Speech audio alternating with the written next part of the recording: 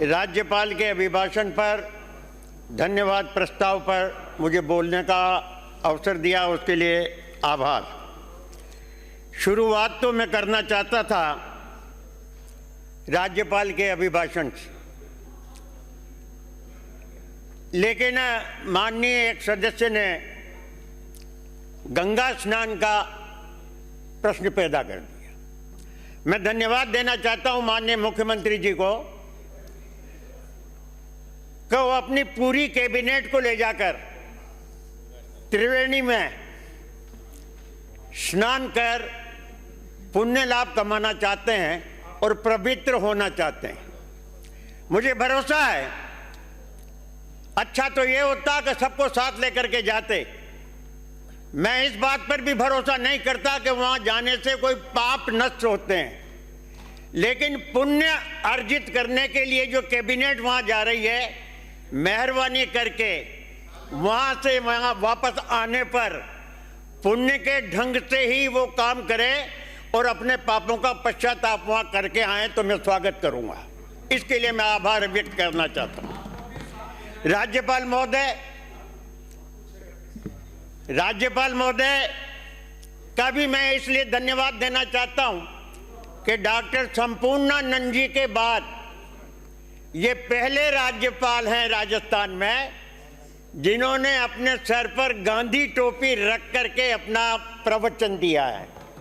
इसके लिए भी मैं आभार व्यक्त करना चाहता हूं।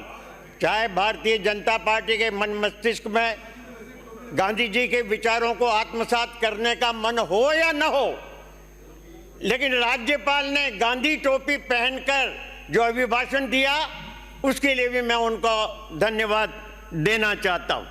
मान्यवर, सबसे बड़ी बात राज्यपाल के अभिभाषण में आप कह रहे थे ना, अंबेडकर के समर्थक हैं, संविधान के समर्थक हैं, लेकिन एक भी शब्द अनुसूचित जाति के लिए माननीय आपके अभिभाषण में राज्यपाल महोदय ने न बोला। ये राजस्थान की सरकार की मनोवृत्ति मंशा को दर्शाता है। कम से कम एक पैरा तो होना ही चाहिए था ना अनुसूचित जाति के लिए, एक पैरा उनका उसमें नहीं था। इसके साथ ही मैं जो निवेदन करना चाहता हूं कि कानून और व्यवस्था के मामले में आज ही आपने देखा होगा कि राजस्थान पत्रिका में ही लिखा है कि इस वर्ष में छोटी बच्चियों के साथ जो बलात्कार हुआ है, जो व्यभिचार हुआ है, वो राजस्थान इसमें नंबर 1 पे है। राजस्थान इसमें नंबर 1 पे है और लगातार एक सप्ताह में 600 लोग यहां से गायब होते हैं, उसमें 76% महिलाएं गायब होती है इस राजस्थान में एक सप्ताह में। ये राजस्थान की कानून और व्यवस्था की हालत। यही नहीं, पूर्व में भी जो राजस्थान सरकार के जो मुझे जवाब दिया गया था, उस जवाब में भी राजस्थान में अपराधों में, विशेष रूप से महिलाओं के अपराधों में वृद्धि हुई है। ये रिकॉर्ड की बात है। और आप बलात्कार में भी चालान पेश करने की स्थिति में इसलिए नहीं है कि वहां पर आपके विभाग को, आपके पुलिस स्टेशन को वो रिपोर्ट जो FSL की जो रिपोर्ट है, वो 1600 गत 6 महीने में 1600 केसेज ऐसे हैं जिसमें उस रिपोर्ट के अभाव में चालान पेश नहीं हो पा रहे हैं। ये राजस्थान में कानून और व्यवस्था की हालात है जो आपके सामने में रख रहा हूं। हर दिन बेरोजगारी का जो मामला है, बेरोजगारी के मामले में माननीय स्वायत्त शासन मंत्री यहां बैठे हैं, एक सफाई कर्मचारी की नियुक्ति नहीं हुई। आपने बड़े दबंगता के साथ कहा था और हमने भी आपकी तारीफ की थी कि मुख्यमंत्री जी बड़ा मजबूत स्वायत्त शासन मंत्री आपने बनाया। ये रिकॉर्ड पे है जो मैं बोला था उस समय। लेकिन क्या हो गया, एक आदमी की नियुक्ति नहीं की। आपने ये काम जरूर किया कि आप नगर परिषद नगर पालिकाओं के जो कांग्रेस के बैठे हुए सभापति थे और जो अध्यक्ष थे उनको हटा दिया। ये काम आपने जरूर किया और ये भी ध्यान रखा कि अगर वहां पर उपाध्यक्ष या उपसभापति अगर उसी वर्ग का है तो फर्जी जांच करा करके दूसरे तीसरे दिन उसको हटा करके अपना आदमी नियुक्त कर दिया। शायद इसीलिए आप चुनाव नहीं करा रहे, क्योंकि आपने तो ठान ली कि जितने भी कांग्रेस के बोर्ड में बैठे हैं उनको किसी न किसी राम पर हटा लो और हटाने के बाद कानूनी रास्ते से अपने आदमियों को उठा लो। ये लोकतंत्र के लिए अच्छी बात आप नहीं कर रहे हो। और राजस्थान में एक काम आप बता दो, जैसे नगर परिषद में आपने बूंदी नगर परिषद में दिए हुए स्वीकृत बजट में से 10 करोड़ रुपए की सड़कें वहां से वापस ले ली। नहीं देना तो दूर की बात है। 12 कर्मचारी वहां से हटा दिए और 2 कर्मचारी वहां पर भेज दिए। बिल्कुल आपका वहां पर जो कमिश्नर है वो डिफंक्ट है। एक पट्टा आपकी वहां से जारी नहीं हुआ, एक परमिशन वहां से जारी नहीं हुई, एक लैंड कन्वर्जन का मामला वहां से जारी नहीं हुआ। आप जैसे मजबूत स्वायत्त शासन मंत्री हैं और हालात नगर परिषद की नगर पालिकाओं की पूरे राजस्थान में जो दुर्दशा है वो चिंताजनक। मेरा दूसरा निवेदन ये है कि आपने राजीव गांधी युवा मित्रों को हटाया। आपसे मेरा निवेदन है कि उन राजीव गांधी युवा मित्रों का क्या कसूर था और आज ही सुप्रीम कोर्ट का फैसला है। आपने इसी प्रकार से यूटीवी के जो कार्यकर्ता थे जो उस समय पर लगाए गए थे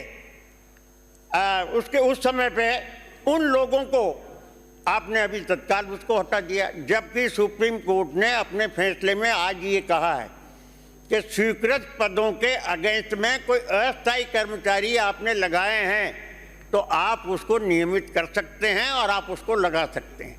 तो आपसे मेरा निवेदन है कि जब सुप्रीम कोर्ट इस बात की इजाज़त देता है, जो बरसों से काम कर रहे हैं और जिन्होंने उस समय बेचारों ने जो काम किया, जब उसे लाश के आदमी हाथ नहीं लगा रहे थे, जब उस मुर्दे को देखने नहीं जा रहे थे, जब परिजन वहाँ से हट गए थे, उन लोगों को जो 6 साल से नौकरी कर रहे हैं, 5 साल से नौकरी कर रहे हैं, तो मेरा आपसे विनम्र अनुरोध और निवेदन है कि कृपा करके उन लोगों को आप वापस उनको नौकरी में लगाएं और नौकरी में लगा करके और उनको आप नियुक्ति देने का कष्ट करें। माननीय मुख्यमंत्री जी को आप ही लोग उनको फेल करना चाहते हैं, ये मेरा आरोप है। अंतर्विरोधों में है, अंतर्विरोधों में है। डॉक्टर किरोड़ी लाल जी जिस प्रकार की जो बात कर रहे हैं, जो हालात पैदा कर रहे हैं, पूरी सरकार और पूरा नेतृत्व में होना है। क्या इससे मुख्यमंत्री जी को बल मिल रहा है? क्या उनकी छाप ठोक रहे हैं वो? आप निर्णय नहीं ले पा रहे माननीय मुख्यमंत्री जी, आपको निर्णय लेना चाहिए। आपके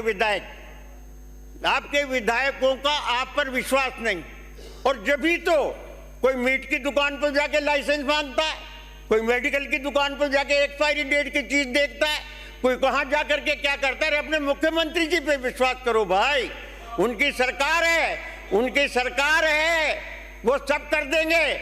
आप खुद ही अधिकारी बन रहे हो और मुख्यमंत्री जी को बदनाम करने में लगे हो। माननीय शिक्षा मंत्री जी को अपने भाषण पे, अपने शब्दों पर नियंत्रण रखना चाहिए।